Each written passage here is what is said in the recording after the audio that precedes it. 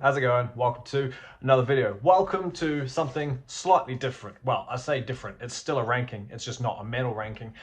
So the other day, I saw the CD guy do a ranking of all 28 David Bowie studio albums, and I was like, good God, what a feat that is. Me, I've taken the safe approach.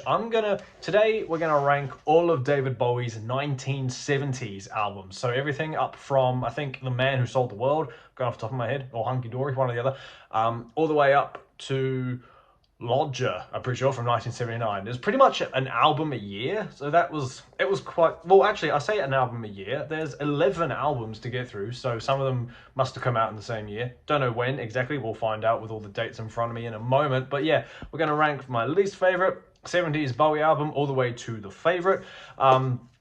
Like I just said, 28 is a massive discography to get through, and I was just like, you know what, let's just do, you know, the era that everyone thinks of when they hear the words David Bowie.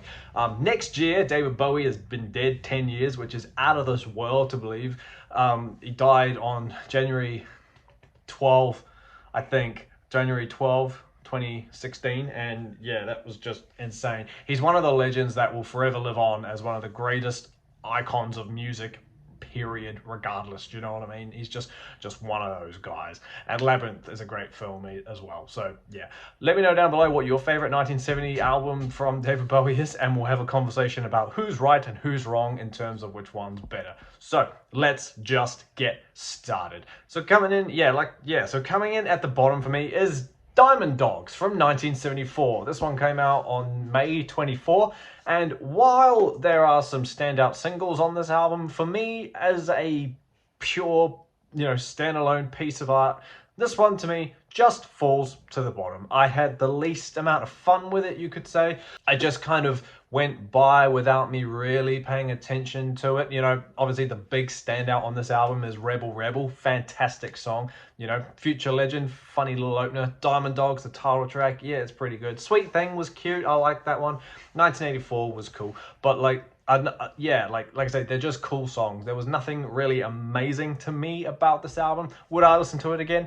Yeah, sure, why not? In about, you know, in a few years or so. But right now, it just sits for me at the bottom. So number 11, I've gone with Diamond Dogs. Number 10 is the album that comes after it. Number 10 is Young Americans from 1975.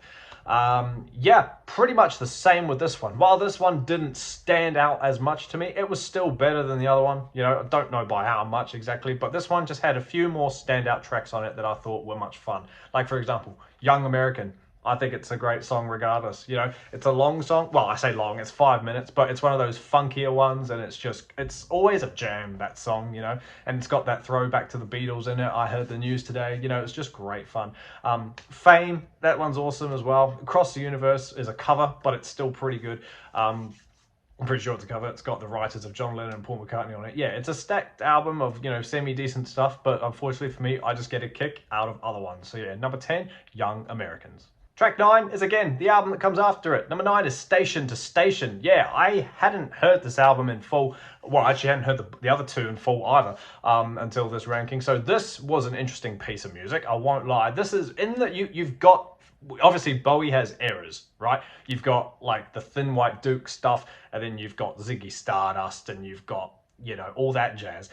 But aside from that, you've definitely got musical eras as well. You can hear the sounds of, you know, the early Bowie stuff from like 70 to 74-ish. And then you get like that weird Berlin trilogy later half of the 70s where it's like, you know, there's singles and, you know, standard like rock stuff. But then there's like, you know, the avant-garde and like the real instrumental spaced out type of stuff. There's a word for it that escapes me, but it's just like real, like just real, it's a European influenced, which we'll get to when we get to those albums. But yeah, you can tell there's like a real significant difference between like first half 70s and 70s half, bottom half 70s Bowie. And this one coming in 1975 is like bang smack in the middle. Sorry, 1976.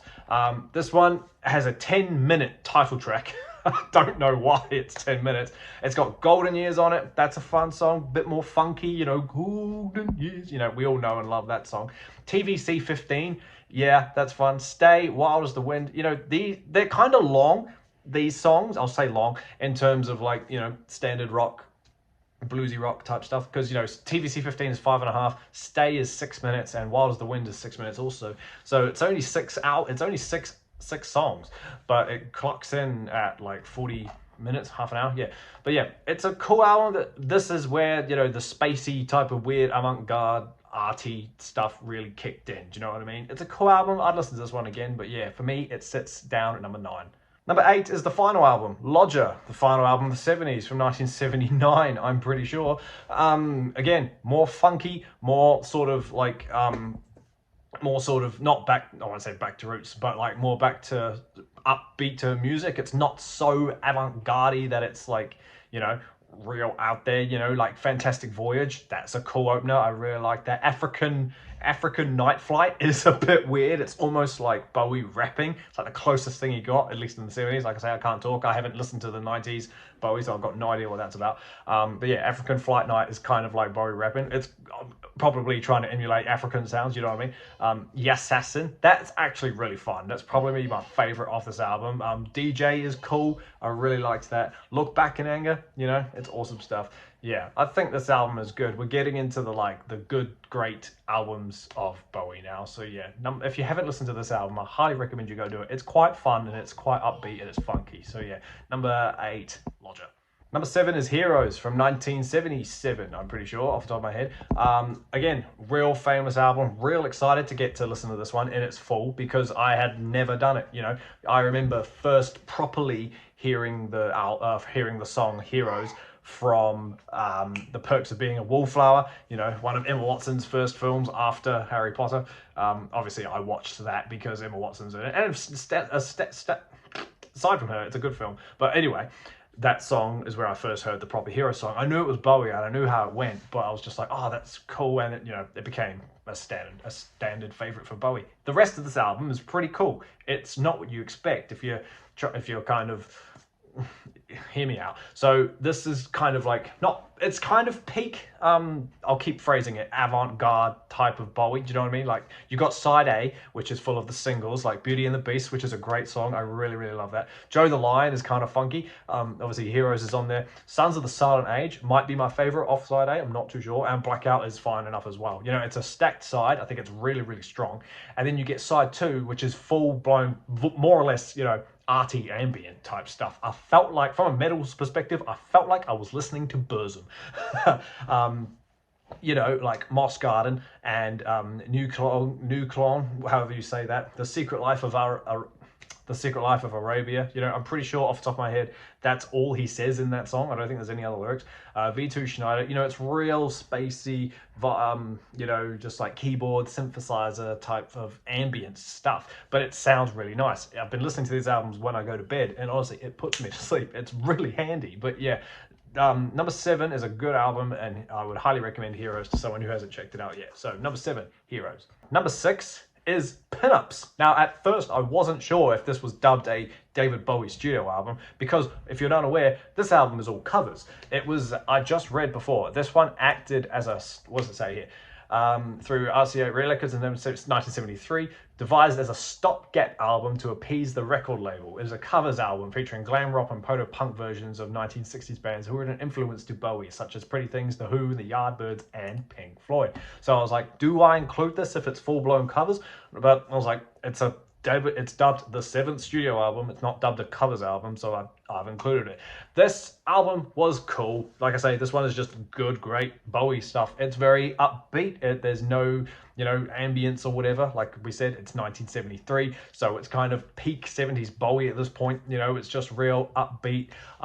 It's catchy enough. See Emily Play is probably the standout on this song. You know, Friday on My Mind, just real.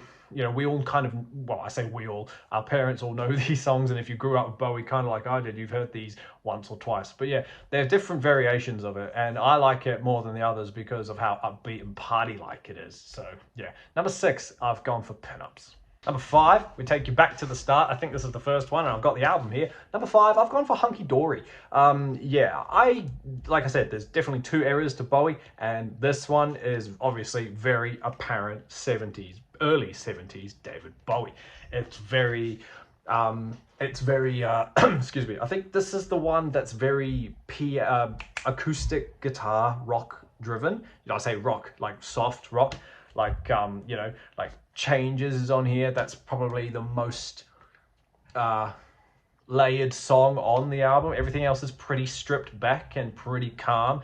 Do you know what I mean? Like, Oh You Pretty Things is fun. Life on Mars, obviously that's quite piano driven, right? That one's all good and fun. Cooks is funny, I quite like the melody in Cooks. The lyrics in that are quite fun. Andy Warhol, I really like Andy Warhol, I really like Andy Warhol because it's a good song, and it's got the Master of Puppets riff in it. If you obviously, we're metalheads, if you watch my channel, you know what I'm talking about.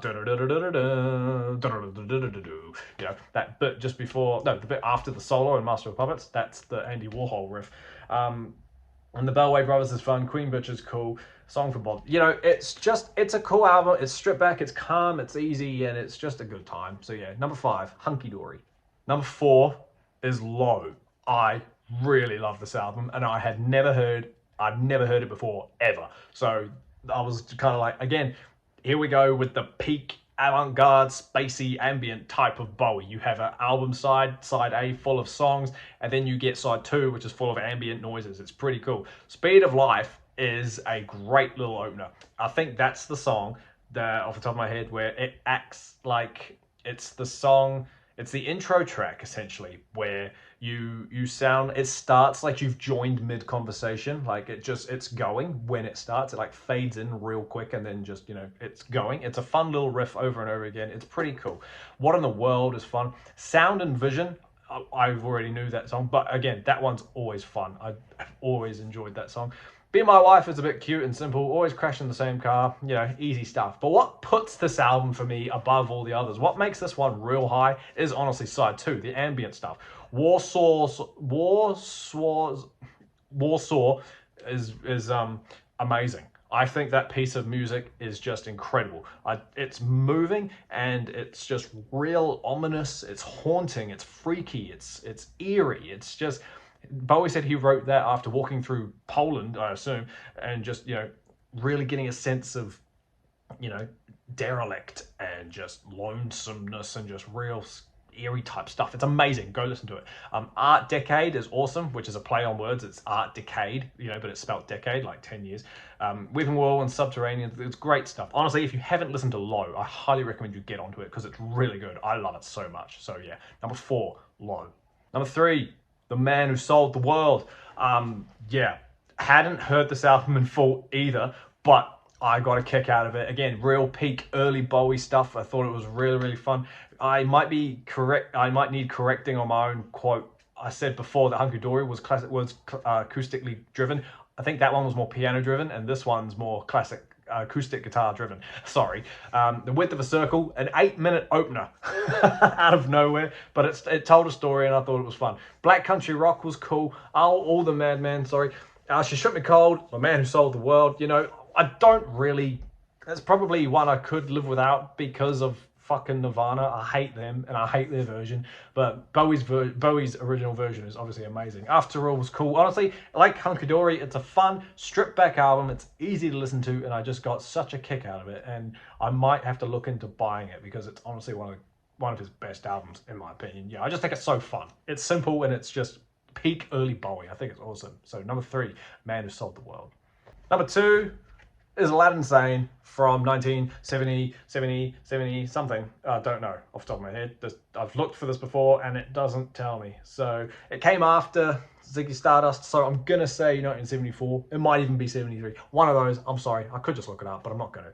Number 2 is Aladdin Sane. Again, play on words, Aladdin Sane. This is pretty much the sequel to Ziggy Stardust. This is subtitle, Ziggy Stardust Goes to America. Yeah, it was heavily inspired for Bowie's time in the United States, and you can definitely hear that in the music, and just it's a much more, I don't use the word aggressive, but it's a much more in your face type of album as opposed to Ziggy. Do you know what I mean? Like this is all it's louder. Do you know what I mean? Like, Watch That Man is fun. I think that one's great. Aladdin Sane, the title track, you know, it's awesome. Driving Saturday, Panic in Detroit, I really, really love that. That's probably one of my favorites. Cracked Actor is cool. The Prettiest Star, my mum's always loved that song, so I was very familiar with that. Let's Spend the Night Together, Genie, you know, it's all good stuff. Lady Grinning Soul, it's a fun album. It's peak Bowie. Like, look at the photo. You don't need to say much. Like, I don't need to tell you to listen to this album because you've already done it. But still, if you haven't, go listen to this album. Number 2, Aladdin Sane. And number 1, were you shocked? I don't know. If you're not, number 1 is the Rise and Fall of Ziggy Stardust and the Spiders from Mars. That's a title that rivals Ricky Wakeman. Honestly, bit like Aladdin Sane, I don't really need to talk too much about this album, but I'm gonna. This is pretty much, for a better word, one of the greatest albums of all time, okay? Regardless what genre you're into, it is. I dubbed this my favorite album from 1972. This came out on June 16, which is actually my birthday, but obviously not 1972. This album is more or less a concept album of Ziggy Stardust, the character, just going about his life. Honest to God. 5 years. The opening song is perfect. If you're a fan of My Chemical Romance and you're familiar with the opening song from the Black Parade album, The End, it's more or less the same song. That song was, you can tell it's heavily inspired by 5 years. Fantastic stuff. Soul Love, beautiful. Moon Age Daydream, just amazing stuff. Keep out in a Moon Age Daydream, oh yeah. Starman. What more do you want, right? Starman, which got brought back to life in this generation, I guess, thanks to the Lightyear movie. I don't know, but it should do if it didn't. If it hasn't, it ain't easy. That's a pretty simple song. You can do without that. Lady Stardust, I really like that one. That one's super fun. Star, Hang On To Yourself, Ziggy Stardust, the title track. We all know it. Ziggy played guitar. It's just great stuff. Suffragette City, you know, that's probably the heaviest track on the album. And then you get Rock and Roll Suicide, which I've mentioned before, sounds a bit like George Thorogood in terms of like that ad-lib type of rock and roll bluesy stuff, but it's nothing, at the same time, it's nothing like that. It's just a track for track, band smacking, perfect album. Dare I say, if you haven't listened to it, I really, really recommend you go do it right now. It's not that long. It's about half an hour. Each song's a banger. It's just stacked and stacked of absolute amazingness. So it's no surprise. Number 1 is the life and the rise and fall of Ziggy Stardust and the Spiders from Mars. Fantastic team. Thank you so much for hanging out with me while I sit here and get increasingly more passionate about 1970s David Bowie albums. Like I said at the start, let me know down below what your favorite 70s Bowie album is, and we'll have a conversation as to who's right and who's wrong. Keep an eye out for the next video. Christ knows what it'll be, but until that happens, everybody, stay inside, stay safe, jam some Bowie, and I'll see you all in the next video. See you later.